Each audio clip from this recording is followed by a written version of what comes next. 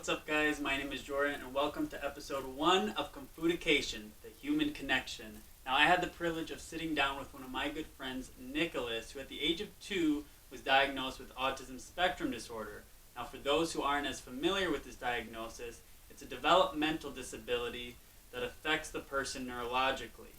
Now, despite this diagnosis, Nicholas has graduated with his master's in social work and is currently working with kids on the spectrum as their case manager. He has also gone on mission trips where he's preached the gospel of Jesus Christ to hundreds of people in Belize, and now he's involved in a homeless outreach program at Andrews University. I'm excited for you guys to hear his inspirational story. Here we go.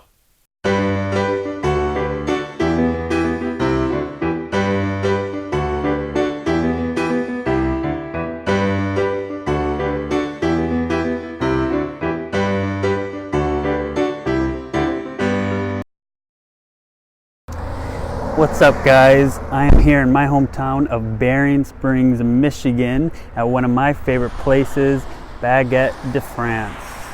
See the sign right there. Now, in this small town, there's not many restaurants to choose from, but I would have to say this is my favorite restaurant of them all. And if you ever happen to stop by and end up in Berrien Springs, Michigan, you gotta check out this restaurant.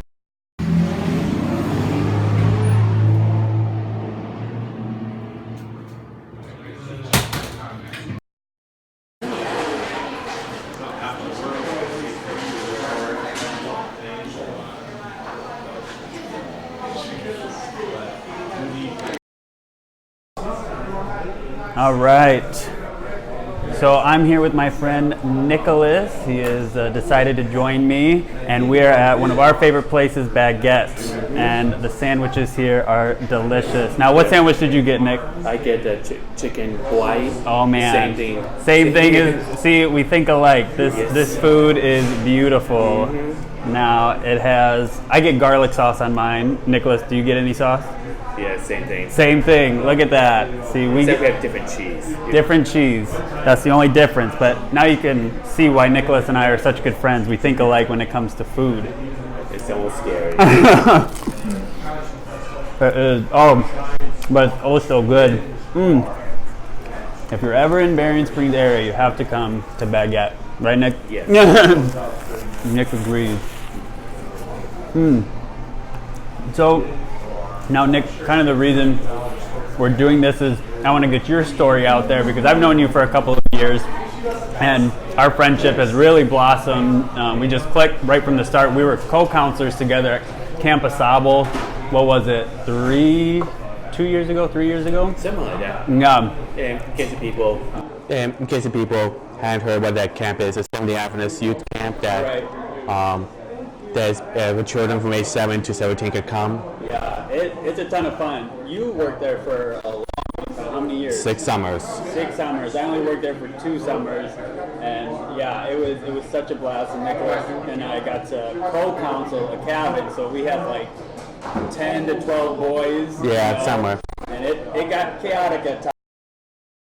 Actually, has a diagnosis, and can you tell us a little bit what that is? And yes, when I was diagnosed with Autism Spectrum Disorder. Okay, and for those who might not know exactly what kind of challenges do you face, or did you face, growing up, and what is autism? So for those who don't know about autism, so basically it's, what I understand is like there's different definitions, like there's a medical termination, but for my personal definition is, for those who have autism, they struggle with communication. Like for example, the person with autism, sometimes they can't do like what we're doing, like conversation with eye and eye, so they avoid eye contact, or they can still be in their own world, like they will like be distracted, not focus on, not really engaging with the group, not engaging at all. Right, because Nicholas is actually a social worker. He graduated with his master's and deals with a lot of kids on the spectrum. cerebral autism, and developmental disabilities. So. Right. And I just graduated with my speech pathology degree, and so I see a lot of kids with autism, and so it's a wide spectrum. Some kids are nonverbal, like you said, they can't have a conversation like me and you are doing. But then you're on the higher functioning end. Like obviously you're able to communicate. You've been able to go through school, handle transitions, and now are working. Yeah. And so, what for you personally were the challenges growing up? Well, some of the challenges. Well, I say in the schools, like I didn't have a lot of intimate friendships growing up. With friends. So. I'm kind of person who's like very shy person, very, very shy, because I want to sound like different. Right. So there were, I don't remember if I actually had some people that made fun of me for it. I don't remember that part, but I kept noticing that way I communicate is different than like my peers. So it's kind of like a social thing that was going on. Yeah, social thing, and it's also with the fact that I really do not like being like in the environment where I have to talk more. Right. So it's it's a combination of everything. It is a combination of those, and though at first when I was like really young, like I wasn't talking at all when I was. Okay, so you were diagnosed at 2 years old. Was there therapy that you went through when you were young? The main therapy I went through is speech therapy. I really don't remember if I went to like an OT or PT. I think what kind of things did they do for you at speech? I remember they had me work on the past, present, and future verbs. So I remember my speech therapist had these cards, like one with like, for example, the boy, and there's a middle word I could put down. So she'll say, what do you say in future tense? So I try to train me to say the boy will go to a birthday party, for example. But, I see. Yeah. So I just remember that. I don't know a lot of details what I did, but those I do remember that. It's because I know when we see a child on the autism spectrum, especially like higher functioning, we deal a lot with social. Like you were saying, how kind of the social is difficult for some of these kids because one, they don't know how to, maintain a conversation or look someone in the eye. That's very like overstimulating for them. So that's the stuff that we work on. Describing emotions is one thing. Because there is a myth out there for that I've heard is that people on the autism spectrum aren't social and they don't want to have friends. Would you say that that's a false myth? I would say it's kind of false because even though when I was growing up, even though I didn't have a lot of intimate friends, like I always wanted to have like close friendship. I think every person, whether they have disability or can't really talk, if they're not talking, like that doesn't mean like they want to be alone all the time. They just need like different ways of approaching friendship. So it's something that to be patient with those. Therapy sometimes it helps, and sometimes just getting yourself out there. Because I remember you told me that your mom really pushed you of getting you out of your comfort zone. She did. Yeah. All right. So we were talking about your mom and how she pushed you out of your comfort zone a lot. Can you tell us a little bit more about that? My mom is a special education teacher.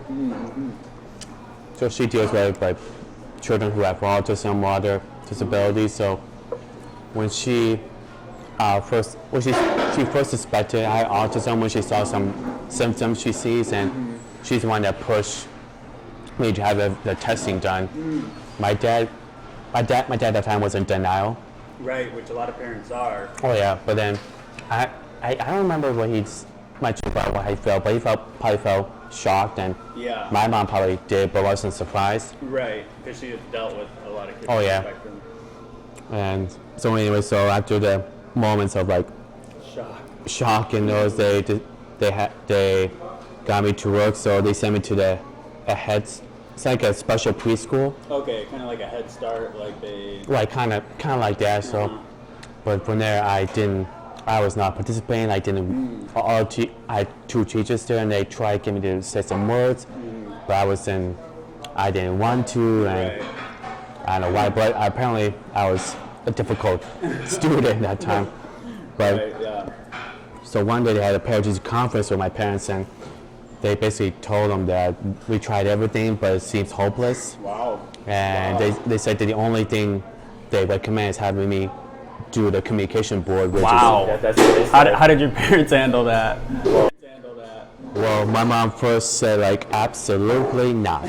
That's what exact quotes. Wow. She said nope. Yeah.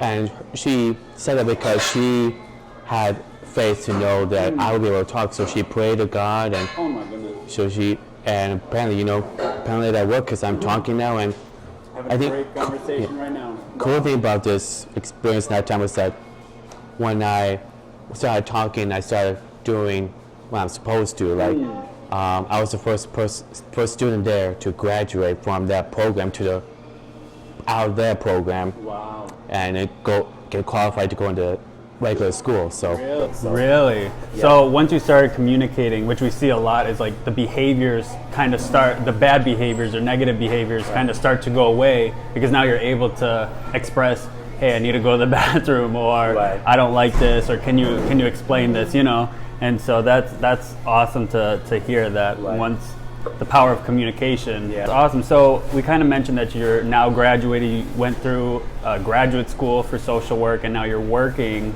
What has that been like, the transition from school to work and dealing with kids on the spectrum? Well, I'd say for that, and also regular people who go through transition, it can be difficult, especially a change. Like, I know when I first started that transition, I mean, it was nice to not study as much.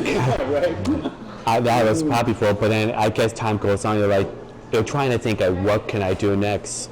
Yeah. It's like, okay, well, I'm not studying, I'm not doing classwork. So what are you doing here? Well, I personally like to watch Disney movies or read a book. So that kind of helps me also. I find doing tasks like clean my apartment.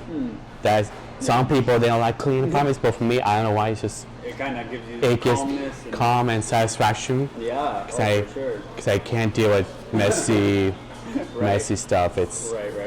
So that's how I deal with it. But I say for those who have some diagnosis, it can probably be a little bit more harder. So I think that's why for them, they probably need to do a more reminder for them, say, hey, you're gonna be graduating. This is what's gonna happen. Because some kind of a plan. they're planning a routine. Because some those with autism, they are rigid in routine. Like, I know for myself, I had to be routine, but when I was younger, I was worse.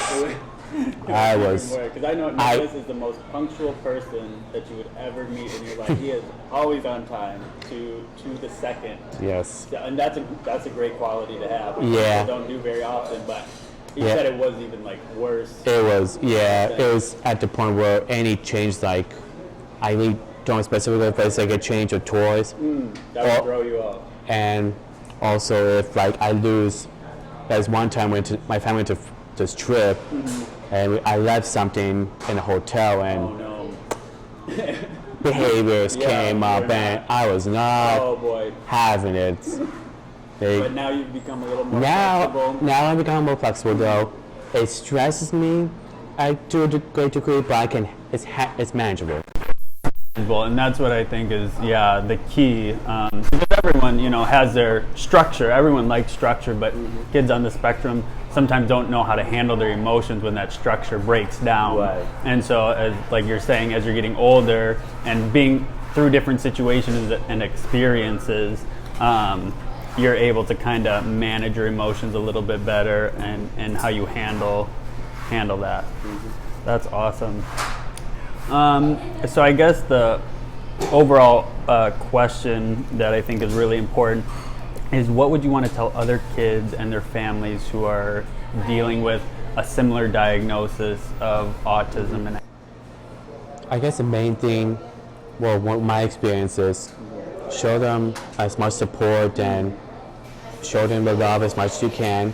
Right. Though it may not seem like they want to show the same thing back, but in their minds they do feel like Right. if they feel like you are you're being loved by families and friends, then that is, I said, that's very important, because if they don't feel that, then they're not going to try. Yeah, they're not going to try. No, it's, You've had first-hand experience where, the teachers, like you said, when you were younger, kind of gave up on you and said, he's never going to talk, so...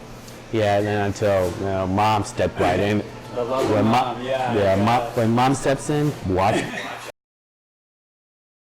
I'm so glad that we've been able to have this conversation where you can talk about your successes and your trials, for young families who are going through this can kind of see like, hey, it's not the end of the world, And so thanks so much for having this conversation. Thank you so much for watching. I hope you learned something new today as we try to rediscover the human connection, where we focus on the able and not the label.